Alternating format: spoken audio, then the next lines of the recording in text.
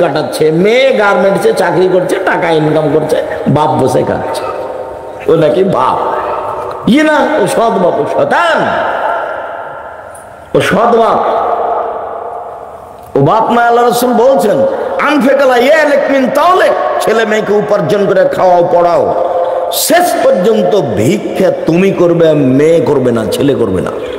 তুমি যতদিন পর্যন্ত বেঁচে আছো তুমি ছেলে মেয়েকে ভিক্ষা করে খাওয়াবা, এটা তোমার শেষ উপার্জন। তুমি ছেলে মেয়েকে ভিক্ষা করে পড়াবা, তুমি বেঁচে আছো। ছেলে টোকাই হলো মানে কেন হবে? এর নাম ধর্ম, এর নাম ইসলাম, এর নাম নীতি। সব জিম্মেদারি বাপের। ইবাদতের জগতে সবচেয়ে দামি ইবাদত সিয়াম, রোজা। সিয়াম যত দামি ইবাদত হোক না কেন, সিয়ামের নেকি যত ভারী, সদাচরণের নেকি তার চেয়ে লক্ষ গুণ বেশি ভারী। আপনাকে আমি বাস্তব দেখাবো, অপেক্ষা করেন। ইবাদতের জগতে ভিন্ন ধরনের ইবাদত হলো সালাত। সালাত আছে তো বাকি ইবাদত আছে, সালাত নেই তো বাকি ইবাদত নেই। রাসূল সাল্লাল্লাহু আলাইহি ওয়াসাল্লাম বলছেন সালাত আফলাসিন, সালাত তিন ভাগে বিভক্ত। আর তাহুরু সুলুসুন, ওযু হলো তিন ভাগের এক ভাগ। ও রুকু সুলুসুন, রুকু হলো তিন ভাগের এক ভাগ। আর সুজুদ সুলুসুন, সিজদা হলো তিন ভাগের এক ভাগ। হবে না দা হবে হাক্কাহা কবিলাত সালাত কবিলা সায়রা মালিহি, যদি ঠিক ঠিক আদায় করে সালাত কবুল করা হবে, সব ইবাদত কবুল করা হবে। ওয়াইন রুদ্দাত আলাইহি সালাতুহু, যদি তার সালাত তার উপরে প্রত্যাখ্যান করা হয়, সালাত যদি না থাকে, কবুল না হয়, সব ইবাদত বাতিল। এরপরেও সালাতের নেকি যত ভারী, সদাচরণের নেকি তার চেয়ে অনেক অনেক অনেক বেশি ভারী। ইবাদতের জগতে সবচেয়ে শক্তিশালী, পাওয়ারফুল, ক্ষমতাধর ইবাদত হলো দান। ইবাদতের জগতে সবচেয়ে শক্তিশালী ইবাদত কি? দান। দানের মতো শক্তিশালী পৃথিবীতে কোনো ইবাদত নেই। সালাত যতই ব্যতিক্রম ইবাদত হোক না কেন, সালাত আপনি আদায় করলেন নেকি আপনার। আপনার মা মারা গেছে, এতে কবরে কোনো কাজ আসবে না। সালাত আদায় করে আপনার মায়ের কোনো উপকার হবে না, সেটা আপনার ব্যাপার। সালাত আদায় করেছেন নেকি আপনি পাবেন। সিয়াম যতই দামি ইবাদত হোক না কেন, সিয়াম পালন করে আপনার মায়ের আপনি উপকার করতে পারবেন না, যে মা কবরে আছে। হজ একটা বড় ইবাদত, কবুল হয়েছে, ও নিষ্পাপ হয়ে গেছে। এরপরেও হজ করে ও তার মায়ের কোনো উপকার করতে পারবে না।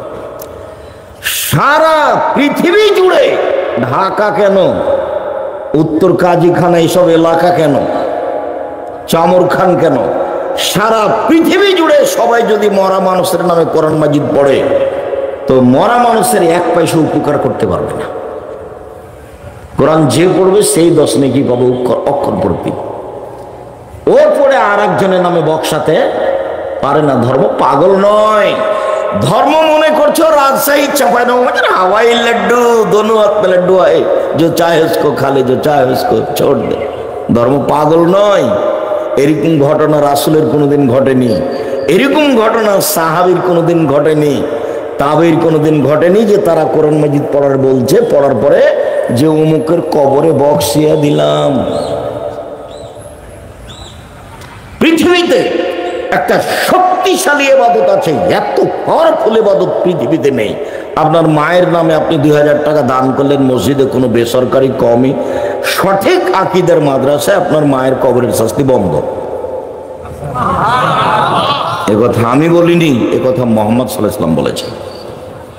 তিনি বলেছেন ইন্না সাদকাতা তুতহারাল কবরে, নিশ্চয় দান কবরের শাস্তি বন্ধ করে দেয়। তিনি বলেছেন ইন্না সাদকাতা তুতফিল খাতিয়াতা কামা ইতফিল মাউ নারা, নিশ্চয় দান মানুষের পাপকে মিটিয়ে দেয়, পানি যেমন আগুনকে নিভিয়ে দেয়। আল্লাহ রাসূল বলছেন ইন্না সাদকাতা তুতফি গাযাবার রাব্বে, ইন্না সাদকাতা সিররে তুতফিউ গাযাবার রাব্বে, গোপন দান আল্লাহর রাগকে মিটিয়ে দেয়। খুব শক্তিশালী ইবাদত হলো দান। যেটার কথা আপনাকে বললে আপনার মন খারাপ হয়, এটা হলো কিয়ামতের লক্ষণ। আল্লাহ কোনোদিন কাউকে বলেনি যে তোমার উপার্জন থেকে আমাকে দান কর, এই কথা বলেননি। আল্লাহ সবসময় বলেছেন, এই আমি যেটা খেতে দিয়েছি ওখান থেকে দান করো। মিম্মা রাযাকনাকুম আনফিকু মিম্মা রাযাকনাকুম, দান করো, আমি যেটা দিয়েছি সেখান থেকে দাও। কোনোদিন কাউকে বলেননি যে তোমারটা দাও।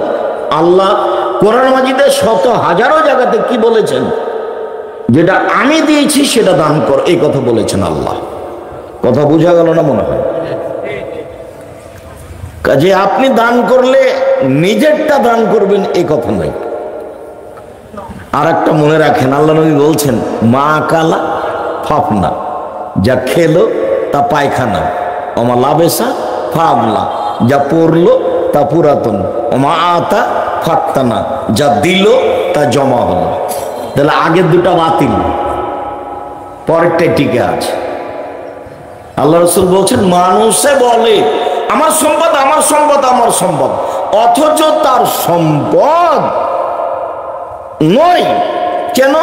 ও যেটা দিয়েছে সেটা তার, আর যেটা রেখে গেছে সেটা ওর ছেলেরা ভাগ করে নেবে, প্রয়োজনে মামলা করে।